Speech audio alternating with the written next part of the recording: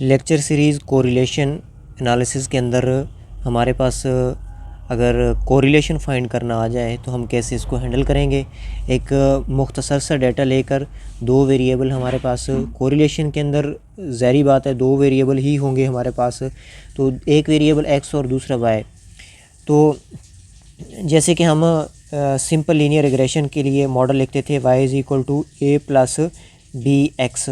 तो जो regression coefficient है बी को फाइंड करने के लिए हम एक बेसिक फार्मूला लगाते थे, n summation x y minus summation x summation y divided by n summation x square minus summation x का होल स्क्वायर।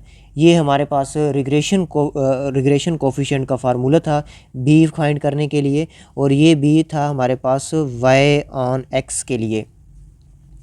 और दूसरा, हम अगर regression coefficient b x on अगर वाई फाइंड करना हो तो हम फार्मूला लगाते थे n summation x y minus summation x summation y divided by n summation y square minus summation y whole square.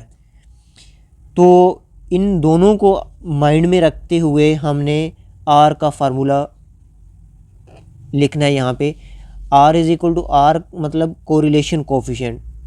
अगर कोरिलेशन फाइंड करना है दो वेरिएबल का तो जो हमारे पास फार्मूला होगा इन्हीं फार्मूलों को फॉलो करते हुए बी का जो हम ऊपर टर्म लिख रहे होते हैं ना, ये हमारे पास जो ऊपर टर्म है ये बी के हर फार्मूले के ऊपर भी यही होगी, चाहे वो वाई ऑन एक्स कर रहे हैं या हम एक्स ऑन वाई कर रहे हैं, तो यही आर के ऊपर ही रहेगी।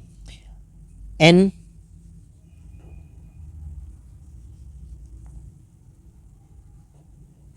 Summation x y minus summation x into summation Y.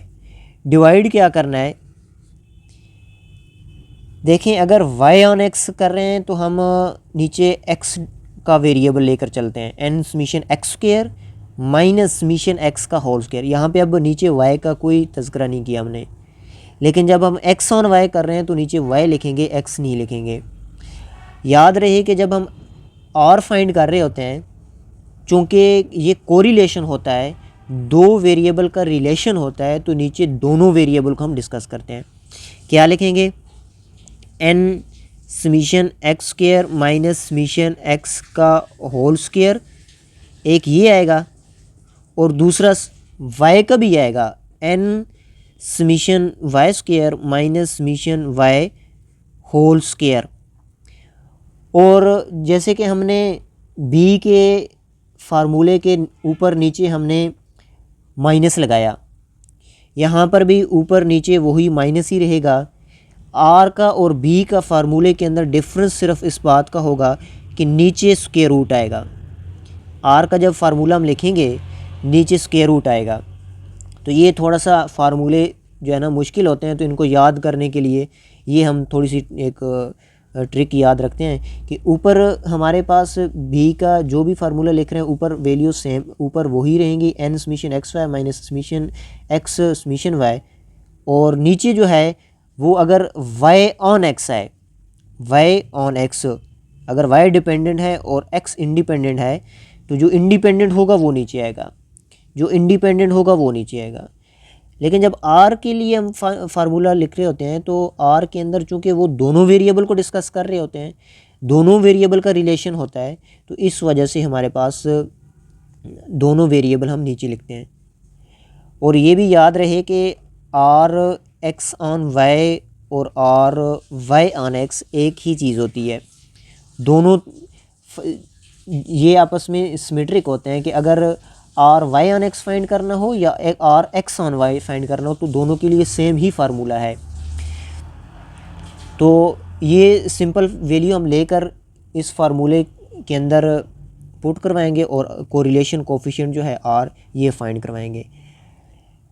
ये हमें एक्स इंटू वाई चाहिए, तो इनको मल्टीप्लाई करेंगे 0 1 0।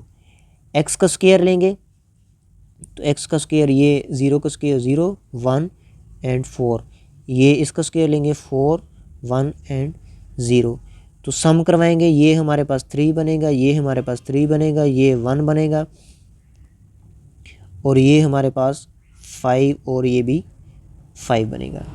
अब इस फार्मूले के अंदर पुट करवाएंगे, n जो है हमारे पास नंबर ऑफ ऑब्जर्वेशन 1, 2 एंड 3, ये नंबर ऑफ ऑब्जर्वेशन है। इस फार्मूले के अंदर पुट करवाएंगे n की वैल्यू 3, समीशन एक्स वाई जो है एक्स वाई इनको मल्टीप्लाई करवा के हमने इनका सम ले लिया तो ये 1 आ गया, माइनस समीशन एक्स हमारे पास 3 है, समीशन वाई भी 3 है, डिवाइडेड बाई n हमारे पास क्या है 3, summation x square, summation x का स्क्वायर 5 है, माइनस समीशन एक्स 3 का स्क्वायर, ये एक ब्रैकेट में आएगा। अब दूसरी वाई की लिखनी है 3 summation y square, summation y square हमारे पास क्या है वो है 5 माइनस समीशन वाई का होल स्क्वायर, ये समीशन वाई है 3 का स्क्वायर ये आएगा और नीचे स्क्वायर रूट।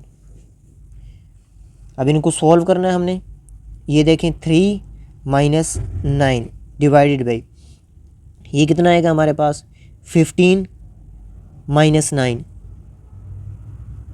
6 और ये 15 माइनस 9 ये भी 6, स्क्वायर रूट ऊपर हमारे पास आ रहा है माइनस 6 डिवाइडेड बाई नीचे 6 का स्क्वायर, स्क्वायर रूट कैंसिल हो गया, 6 divided minus 6 divided by 6, r is equal to -1। अब आर की जो वैल्यू आ रही है -1, इसकी इंटरप्रिटेशन क्या होगी, जो लिखेंगे हम स्टेटमेंट रिज़ल्ट को डिस्क्राइब करेंगे वो कैसे करेंगे हम कि there is perfect negative correlation between two variable x and y. Perfect negative correlation की मतलब हमने जैसे पहले ही बात की है कि अगर हमारे पास आर का आंसर एग्जैक्ट -1 आ जाए तो हम कहेंगे हमारे पास जो दो वेरिएबल का रिलेशन है वो परफेक्ट नेगेटिव कोरिलेशन है। अगर इसी तरह अगर +1 आ जाता तो हम कहते कि परफेक्ट पॉजिटिव कोरिलेशन। अगर -1 और 0 के दरमियान, -1 और 0 के दरमियान अगर कोई हमारे पास वैल्यू आ जाए तो हम कहेंगे कि ये नेगेटिव कोरिलेशन है। 1 और 0 के दरमियान अगर कोई वैल्यू आ जाए, +1 और 0 के दरमियान, तो फिर हम कहेंगे पॉजिटिव कोरिलेशन। अगर आर का आंसर 0 आ जाए तो हम कहेंगे there is no correlation between two variable.